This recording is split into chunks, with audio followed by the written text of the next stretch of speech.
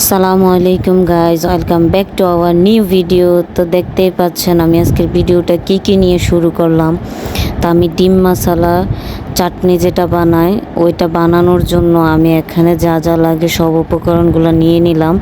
এখন আমি শুকনো মরিচ ভেঙে একটু শুকনো মরিচগুলো আমি কালো কালো করে ভেজে নিলাম যেন দেখতে কালারটা সুন্দর আসে। তা আমি এখানে শুকনো মরিচের সাথে পেঁয়াজ কুচি, ধনিয়া পাতা কুচি, কাঁচা লঙ্কা কুচি এগুলো সব মিশিয়ে নিচ্ছি।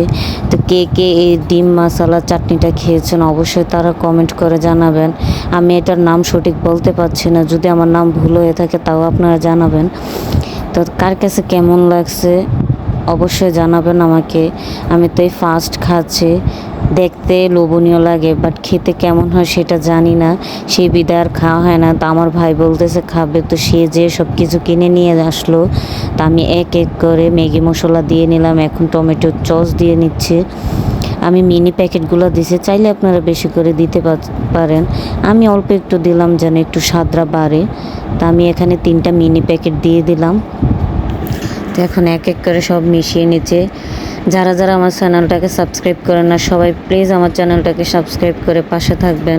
আপনারা সাবস্ক্রাইব করে পাশে থাকলে আমি নতুন নতুন ভিডিও দেওয়ার জন্য আগ্রহী হব। তা আমি এখানে কাসুন্দি মিশিয়ে নিলাম, চাইলে আপনারা কাসুন্দি স্কিপ করতে পারেন। আমি কখনো কাসুন্দি খাইনি, আমার কাছে কাসুন্দিটা ভালো লাগে না। তো এখন আমি ডিমের মধ্যে এক এক করে দিয়ে ডেকোরেশন করব। আর চাটনিটা দিলে এটা স্বাদটা আরও দ্বিগুণ হয়ে যায়। তো আজকের ভিডিও এই পর্যন্ত, সবাই ভালো থাকবেন, সুস্থ থাকবেন, আল্লাহ হাফেজ।